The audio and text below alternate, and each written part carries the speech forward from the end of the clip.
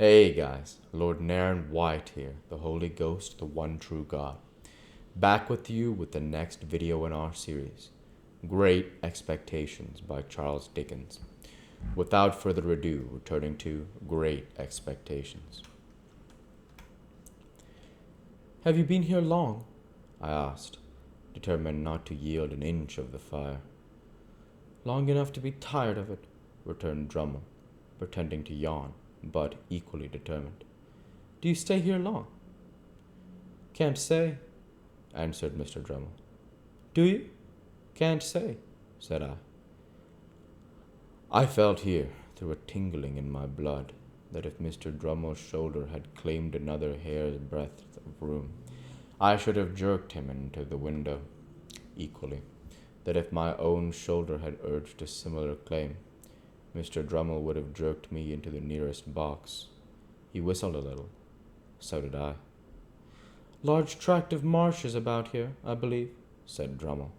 Yes, what of it? Said I. Mr. Drummle looked at me, and then at my boots, and then said, Oh, and laughed. Are you amused, Mr. Drummle? No, said he. Not particularly. I'm going out for a ride in the saddle. I mean to explore those marshes for amusement. Out-of-the-way villages there, they tell me. Curious little public houses and smithies, and that— Waiter! Yes, sir. Is that horse of mine ready? Brought round to the door, sir. I say. Look here, you, sir. The lady won't ride today. The weather won't do. Very good, sir. And I don't dine, because I'm going to dine at the lady's. Very good, sir. Then Drummle glanced at me with an insolent triumph on his great jowled face that cut me to the heart, dull as he was, and so exasperated me that I felt inclined to take him in my arms, as the robber in the storybook is said to have taken the old lady, and seat him on the fire. One thing was manifest to both of us, and that was that until relief came, neither of us could relinquish the fire. There we stood, well squared up before it, shoulder to shoulder and foot to foot, with our hands behind us, not budging an inch. The horse was visible outside in the drizzle at the door. My breakfast was put on the table. Drummle's was cleared away, and the waiter invited me to begin. I nodded. We both stood our ground. Have you been to the grove since? Said Drummle. No, said I. I'd had quite enough of the finches since last time I was there. Was that when we had a difference of opinion? Yes, I replied, very shortly. Come, they let you off easily enough, sneered Drummle. You shouldn't have lost your temper. Mr. Drummle, said I, you are not competent to give advice on that subject. When I lose my temper, not that I admit having done so on that occasion, I don't throw glasses. I did, said Drummle. After glancing at him once or twice in an increased state of smouldering ferocity, I said, Mr. Drummle, I did not seek this conversation, and I don't think it's an agreeable one. I am sure it's not, said he, superciliously over his shoulder. I don't think anything about it. And therefore, I went on, with your leave, I will suggest that we hold no kind of communication in future. Quite my opinion, said Drummle.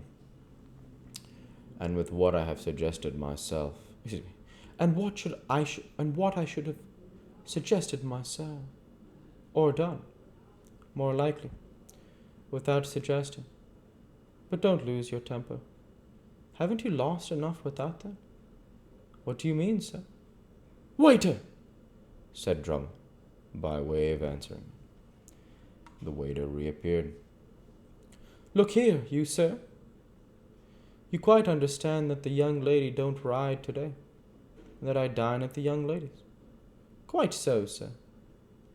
When the waiter had felt my fast-cooling teapot with the palm of his hand, and had looked imploringly at me and had gone out, Drummle, careful not to move the shoulder next me, took a cigar from his pocket and bit the end off, but showed no sign of stir. Choking and boiling was. I felt that we would not go a word further without introducing Estella's name, which I could not endure to hear him utter, and therefore I looked stonily at the opposite wall, as if there were no one present, and forced myself to silence. How long we might have remained in this ridiculous position, it is impossible to say, but for the incursion of 3 thriving farmers, led on by the waiter, I think, who came into the coffee room, unbuttoning their greatcoats and rubbing their hands, and before whom, as they charged at the fire, we were obliged to give away. I saw him through the window, seizing his horse's mane, and mounting in his blundering, brutal manner, and sidling and backing away.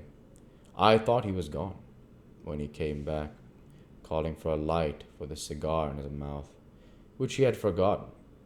A man in a dust-colored dress appeared with what was wanted. I could not have said from where, whether from the inn yard or the street, or where not. And as Drummond leaned down from the saddle and lighted his cigar and laughed, with a jerk of his head towards the coffee-room windows, the slouching shoulders and ragged hair of this man, whose back was towards me, reminded me of Orlick, too heavily out of sorts to care much at the time whether it were he or no.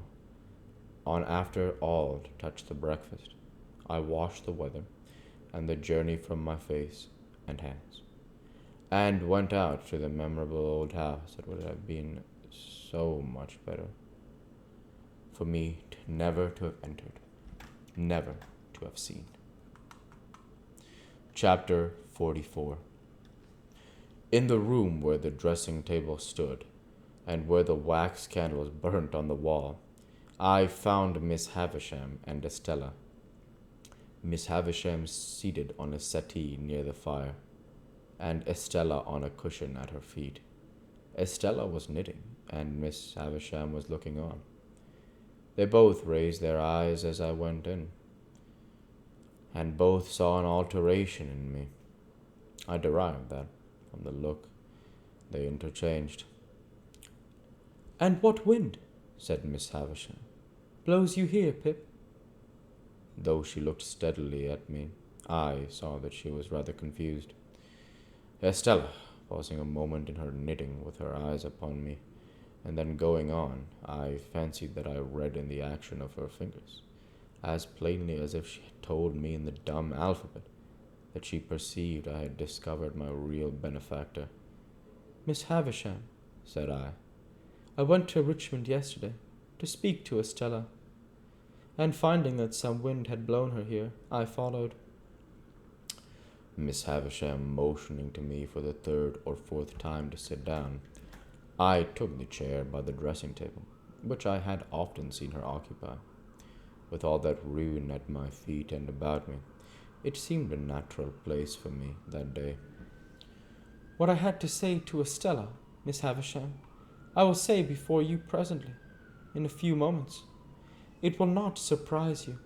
It will not displease you. I am as unhappy as you can ever have meant me to be." Miss Havisham continued to look steadily at me. I could see the action of Estella's fingers as they worked, that she attended to what I said, but she did not look up. "I found out who my patron is. It is not a fortunate discovery. It is not likely to ever enrich me in reputation, station, fortune, anything.